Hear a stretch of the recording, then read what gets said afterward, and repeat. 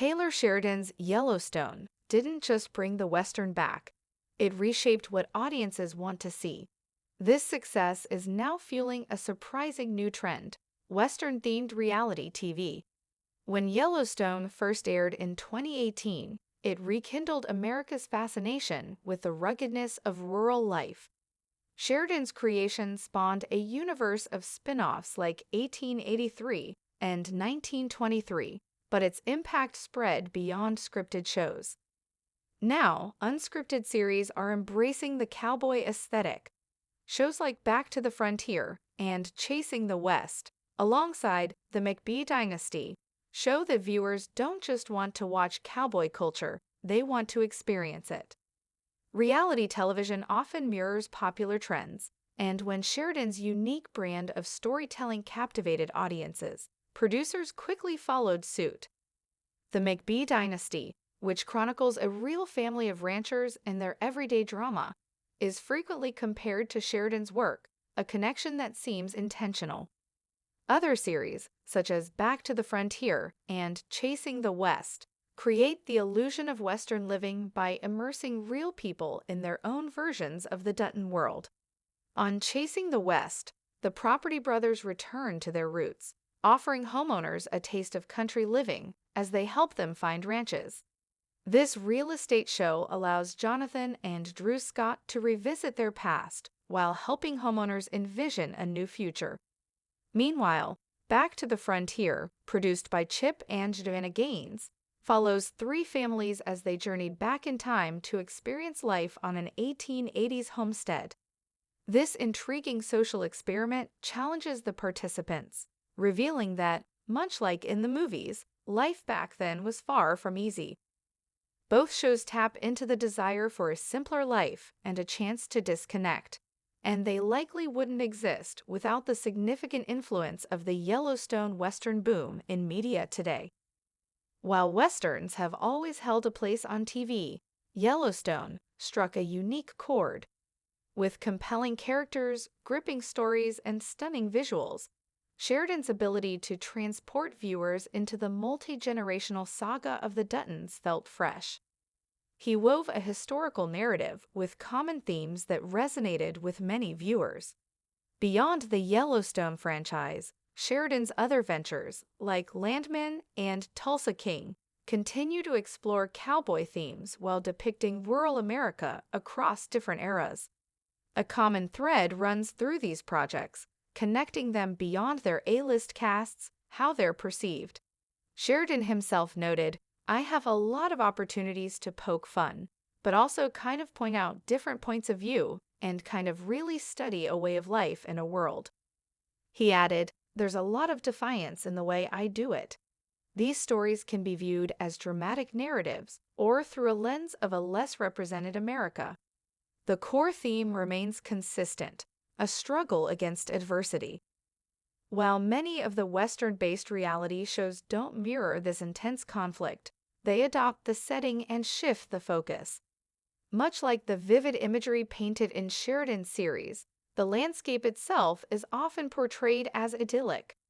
Regardless, the impact of Western-themed scripted television is undeniable. Expect to see more attempts to replicate this universe. That's simply how reality television evolves.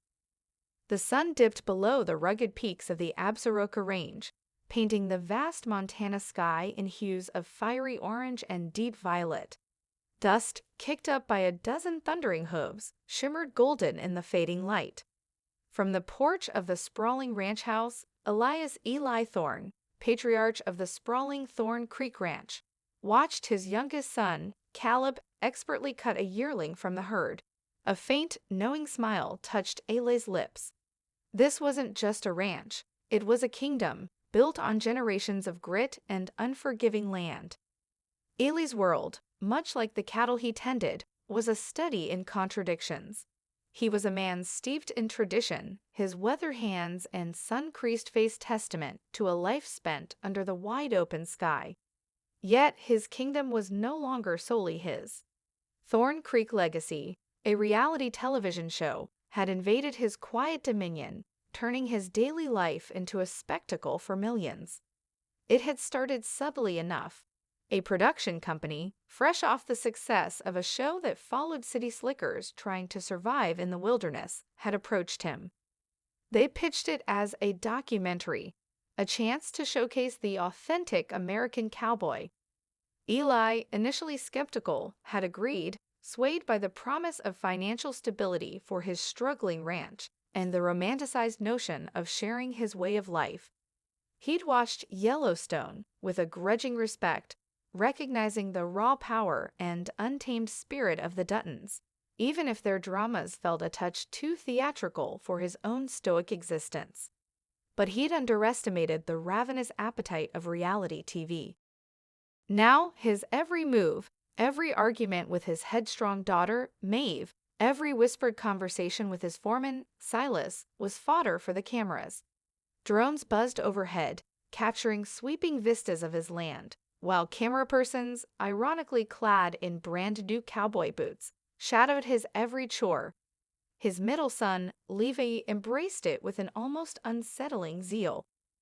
Levi, with his movie star looks and natural charm, was the show's breakout star. He was the one who delivered the pithy one-liners, the one who rode bareback through the fields for the dramatic b-roll, the one who, Eli suspected, exaggerated the ranch's peril for better ratings. Levi, unlike Eli, understood the new currency of the West: storytelling, not just survival. Maeve, on the other hand, resented the intrusion. She was the backbone of the ranch's finances, a fiercely intelligent woman with a business degree and a deep love for the land, but an even deeper loathing for the manufactured drama. "They want us to fight, Pa," she'd seethed one evening, watching a producer coach Levi on a dramatic reaction to a minor fence repair. "They want us to be caricatures, not people." Eli understood her frustration. He'd seen the inspiration in the show's initial pitch, the almost reverent mention of TaylorSheridan's Yellowstone. They wanted a modern-day Dutton family, without the bloodshed and, thankfully, without the legal battles. They wanted the rugged individualism, the multi-generational saga, but sanitized, packaged for prime time. He remembered a particularly awkward scene they'd filmed a few weeks ago. The producers had insisted on a cattle drive segment, despite the fact that their cattle were already in their summer pastures. They'd even brought in extra cows from a neighboring ranch just for the visual. Eli had watched, grim-faced, as Levi, under the director's guidance, had galloped past the cameras, kicking up an impressive dust cloud, his face set in a determined scowl. It looked authentic, he conceded, but it wasn't real. Yet the show had brought undeniable benefits. The ranch, once teetering on the brink of financial collapse, was thriving. Tourists, inspired by the show's idyllic portrayal of Western life, flocked to the small town, eager for a glimpse of the Thorn Creek legacy.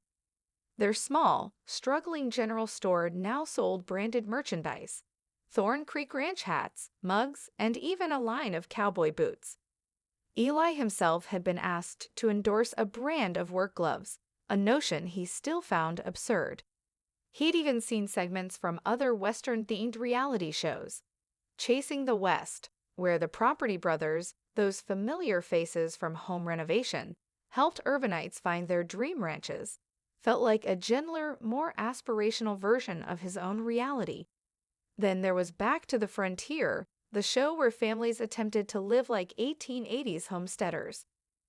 Eli had scoffed at that one. They thought they knew hardship. They hadn't seen a Montana winter without central heating, hadn't faced a stampede alone, hadn't sweated over a broken fence post for hours under a relentless sun. But he understood the appeal. In a world saturated with digital noise, people craved something tangible, something authentic. They yearned for a connection to the land, a simpler existence, even if it was just an illusion on their screens. Yellowstone had tapped into that yearning, and now reality TV was trying to bottle it. As the last rays of sun dipped below the horizon, casting long, purple shadows across the valley, Eli heard the familiar whir of a drone preparing to land. He sighed. Tomorrow would bring another day of chores, another day of cameras, another day of balancing his real life with his televised one. Caleb rode up to the porch, dismounting with the easy grace of a born cowboy. "Got 'em all in, Pa," he said, his voice quiet, respectful. Eli nodded, his gaze sweeping across his vast, beautiful, and now undeniably public land. "Good work, son," he said, a hint of his usual gruffness softening. He knew, deep down, that the cameras would eventually pack up and leave. But the legacy, the real legacy of Thorn Creek, would remain. It wasn't about the show, or the ratings, or the branded merchandise. It was about the land, the family, and the enduring spirit of the West. And that, he knew, was something no camera could truly capture. It had to be lived. He turned to Caleb, a question forming on his lips, a question about the next day's branding, a question about the future of their ranch, a future that, thanks to a hit TV show, now felt both more secure and infinitely more complicated.